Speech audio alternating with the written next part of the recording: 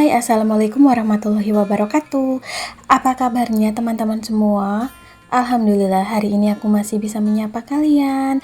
Teman-teman, mudah-mudahan kalian senantiasa diberikan kesehatan dan kelancaran urusan ya. Amin. Nah, ini tuh kegiatan aku di siang hari tadi. Jadi tuh aku udah pesanan 2 kue gitu ya, bukan 2 kue tapi 2 pesanan. Yang satu kue ulang tahun tema Korean cake gitu, yang satunya itu bolu jadul. Itu pesanan tetangga aku sama temen aku. Jadi bolu jadulnya itu buat kondangan gitu ya teman-teman. Untuk resep bolu jadulnya udah pernah aku share di video-video sebelumnya. Kalian bisa scroll-scroll video aku gitu ya. Ada kok di situ resep lengkapnya. Oke, jadi itu lanjut. Abis bikin kue gitu ya.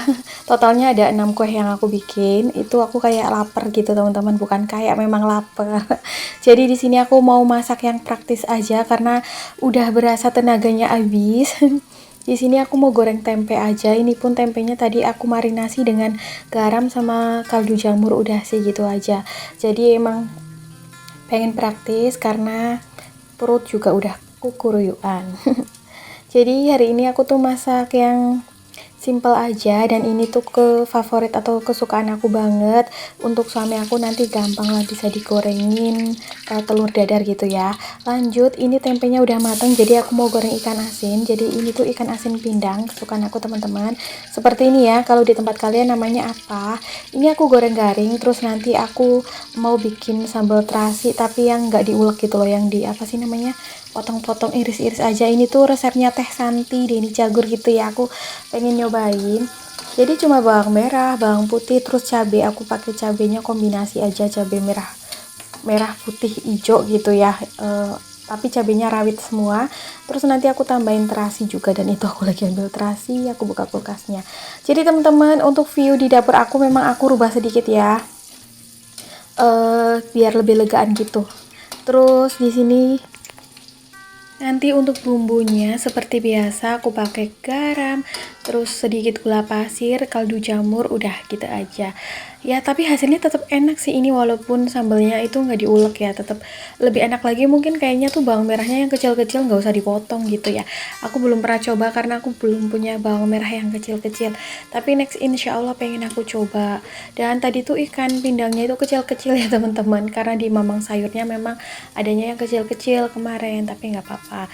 Nah ini kalau aku mau masak ikan pindang atau ikan asin gitu kan suami aku nggak suka ya, jadi itu kadang aku praktisnya buatin telur dadar buat dia. Tapi ini buat aku sangat menggugah selera, apalagi abis lembur bikin kue ya, kuenya lumayan banyak, jadi tuh kalau makan kayak gini berasa lahap gitu. Nanti juga aku makannya banyak. Nah aku tambahin terasi, sebenarnya kayaknya lebih enak pakai terasi yang bubuk terus yang lokal gitu ya, cuman aku nggak punya, jadi aku pakai terasi ABC aja. Oke, ini ditunggu agak sedikit tanak gitu ya. Lebih enak lagi kalau pakai irisan daun jeruk, cuman karena di sini aku lagi nggak punya, jadi kayak gini aja. Nah niatnya tuh ini sambal aku mau campurin langsung dengan ikan pindang gorengnya teman-teman, jadi tuh dibalur gitu ya. Cuman aku inget takutnya suami aku juga mau gitu sambal ini, jadinya aku pisahin aja. Nanti kalau mau makan tinggal dituangin gitu ke ikannya lah ya. Takutnya kan dia juga pengen makan telur dadar pakai ini, jadi ya udah. Oh ya, aku juga mau sharing-sharing. Kemarin tuh ada bunda siapa gitu tanya ya ke aku, gimana sih caranya jualan kue gitu, cara pemasarannya. Aku udah sering spill gitu ya di beberapa video aku teman-teman, kalau aku tuh memulai usaha kue itu secara online sebelum menikah, tepatnya tuh kalau nggak salah tahun 2015.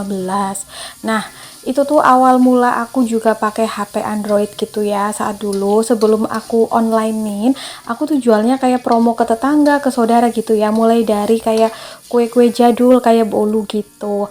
Jadi tuh kan mereka kadang tuh butuh buat kayak pengajian, hajatan, selamatan gitu-gitulah ya, syukuran. Jadi mulai dari situ, dan memang aku juga dulu tuh jualnya dengan harga yang ekonomis banget.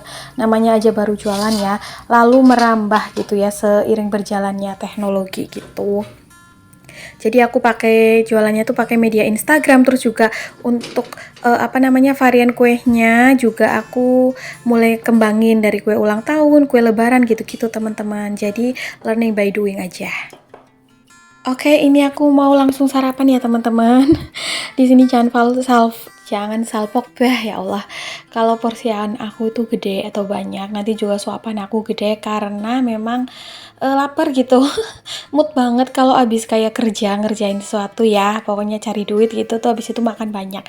Dan di sini tuh aku minumnya pakai teh tawar. Oke, sekalian aja sembarin aku sarapan, sembarin aku sharing ya tentang usaha. Barangkali bisa membuat semangat untuk teman-teman ibu rumah tangga lainnya untuk memulai usaha dari rumah. Jadi tuh santai aja, nggak usah keburu-buru gitu ya, pelan-pelan jalaninnya gitu loh. Nah, dari situ pertama kali aku coba-coba bikin kue ulang tahun dengan model-model yang sederhana teman-teman.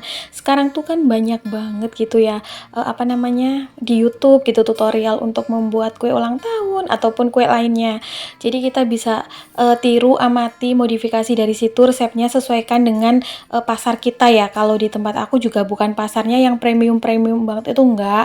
Jujur aku jarang dapat pesanan yang misal request pakai kayak butter Wisman gitu-gitu. Ada satu dua tiga orang ya kadangkala yang memang seleranya begitu, cuman disesuaikan dengan harganya, nanti kita bisa naikkan nilai jualnya gitu. Cuman yang perlu digarisbawahi di sini adalah kita sebagai tukang kue atau penjual kue biasanya tuh walaupun kita cari referensi resep-resep entah dari Google, entah dari YouTube, kadang pada prakteknya kita akan menemukan resep kita sendiri senyamannya kita. Kadang tuh antara aku dan teman aku yang sesama penjual kue itu juga memiliki perbedaan resep ya. Memang kita patokannya resep yang ada di Google atau di YouTube, tapi setelah kita try dan error, kita akan menemukan trik sendiri, resep yang paling cocok untuk kita sendiri. Dan yang perlu digarisbawahi juga, kita harus tetap semangat biasanya untuk penjual pemula gitu ya, dapat testimoni yang baik aja tuh kita udah happy gitu loh. Makanya jangan berpatokan langsung harga jual yang tinggi ataupun banyaknya pesanan. Pokoknya mengalir aja, itu sih yang bisa aku sharing teman-teman. Nah, karena usahanya itu aku mulai dari sebelum aku menikah dan setelah menikah juga masih aku jalani ya.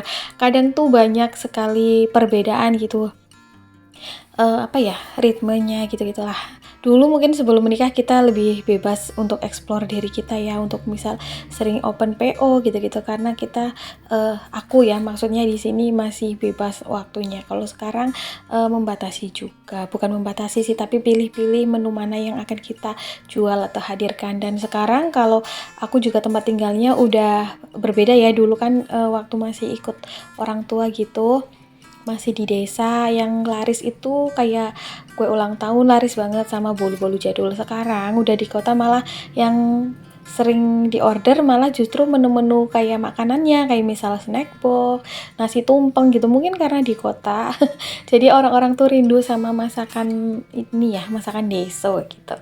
Tapi untuk kue ulang tahun juga tetap jalan, alhamdulillah. Naik turun, lari sepi, jualan itu hal yang biasa teman-teman. Jadi tuh di sini kita nggak boleh pantang mundur, nggak boleh pantang menyerah gitu. Pokoknya selagi banyak pesanan, sisihkanlah keuntungannya untuk ditabung. Jadi pas mungkin saat sepi, kita pun nggak kaget gitu ya, karena masih ada tabungan. Terus juga kita lebih bisa memanage keuangan pastinya. Ya pokoknya semangat aja deh. Aku juga masih pemula di sini, masih belajar ya. Pokoknya sebagai ibu rumah tangga, kalau kita bisa berpenghasilan sendiri, itu lebih menyenangkan ya, walaupun mungkin kita dikasih nafkah gitu sama suami, tapi setidaknya untuk kebutuhan sekunder atau tersier kita itu bisa dipenuhi dari penghasilan tersebut. Misal kita pengen beli apa gitu. Kalau di sini aku lebih seringnya tuh save uangnya dalam bentuk properti ya, ataupun logam mulia gitu. Untuk jaga-jaga aja sih teman-teman, kalau benar-benar ekonominya sulit itu kan bisa dicairkan dalam bentuk uangnya itu dengan mudah ya, dengan cepat gitu, daripada untuk benda lainnya ataupun investasi jenis lainnya lah gitu. Tapi sederhana aja untuk ibu rumah tangga seperti aku, sebenarnya mencari penghasilan tambahan dari rumah ya, secara berjualan makanan atau kue itu ya, yang utama untuk tambah-tambah uang belanja ya pastinya. Kalau ada lebihan paling ya ditabung gitu. Karena semakin kehidupan kita maju ke depan kan semakin banyak kebutuhan ya pastinya. Tidak hanya berjualan kue, mungkin ya banyak sekali jualan-jualan lainnya yang seperti handicraft, terus juga mungkin menjahit gitu-gitulah ya. Pokoknya sesuai skill kemampuan masing-masing aja. Oke teman-teman, sampai di sini dulu ya sharing video aku kali ini. Mudah-mudahan apa yang aku share bermanfaat. See you next video. Assalamualaikum. Bye.